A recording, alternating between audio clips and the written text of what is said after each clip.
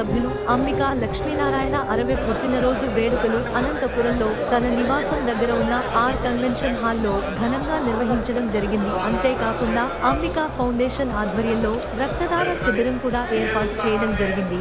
ఈ పుట్టినరోజు వేడుకల్లో తెలుగుదేశం పార్టీ నాయకులు, నియోజకవర్గ నాయకులు, కుల సంఘ నాయకులు, శ్రేయోభిలాషులు మరియు అభిమానుల మధ్య ఘనంగా వేడుకలు నిర్వహించడం జరిగింది. ఎంపీ అంబికా లక్ష్మీనారాయణ తన 60వ పుట్టినరోజు వేడుక గురించి మాట్లాడుతూ ఈ కార్యక్రమంలో పాల్గొన్నారు.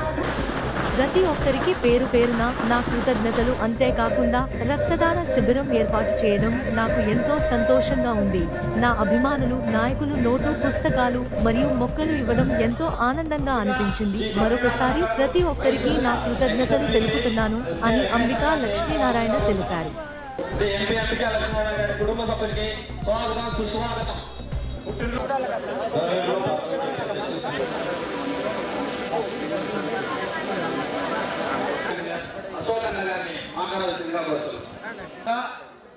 బుక్కరాయసముద్రం గ్రామంలో మెడికల్ క్యాంప్ 4 కూడా ఆయనకు ఆయుర ఆరోగ్య ఐశ్వర్యాలు ఇచ్చి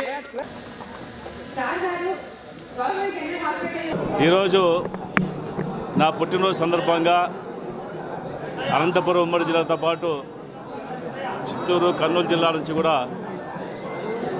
నా శ్రేయోభిలాషులు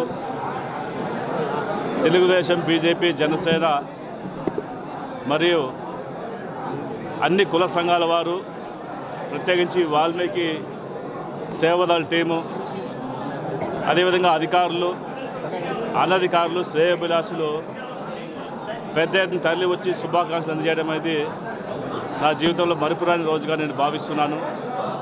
ఎంపీగా అయిన తర్వాత మొట్టమొదటిసారిగా జన్మదిన వేడుకల్ని ఇక్కడ అభిమానులే అందరూ స్వచ్ఛందంగా ముందుకు వచ్చి ఏర్పాటు చేసి ఈరోజు బ్లడ్ డొనేషన్ క్యాంపు ద్వారా వందలాది మందిని ఇక్కడ ఆ డొనేషన్ ఇచ్చే కార్యక్రమంలో భాగస్వామ్యం చేయడము, అదేవిధంగా బుక్కరాయ సముద్రంలో మెగా ఉచిత మెడికల్ క్యాంపును ఏర్పాటు చేసి తద్వారా దాదాపుగా 10 మంది డాక్టర్స్ అక్కడ విచ్చేసి ఆ కార్యక్రమంలో అనేక మందికి రోగ చికిత్సని గుర్తించి దానికి కావాల్సినటువంటి మందులు కూడా ఉచితంగా సరఫరా చేస్తూ వాళ్ళందరికీ కూడా ఈరోజు ఏదైనా భవిష్యత్తులో ఇంకా పెద్ద ఎత్తున ఆపరేషన్ అవసరమైతే అంబికా ఫౌండేషన్ ద్వారా వాళ్ళకి ఉచితంగా చేపించిన లక్ష్యంతో అంబికా ఫౌండేషన్ ద్వారా కూడా ఆ కార్యక్రమం ఏర్పాటు చేయడం జరిగింది.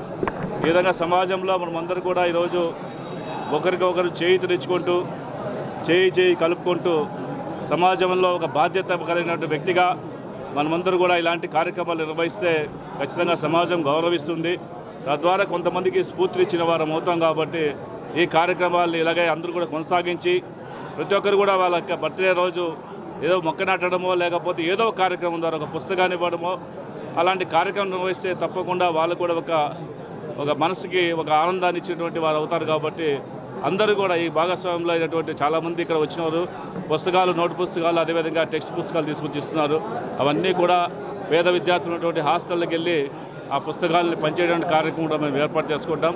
వాటితో పాటు మరిన్ని పుస్తకాలు మేము కూడా తీసుకొచ్చి వాళ్ళకి ఇచ్చేటువంటి కార్యక్రమాన్ని ఈ జన్మదిన సందర్భంగా ఇక్కడ ఏర్పాటు చేయడం జరిగింది. చాలా సంతోషం.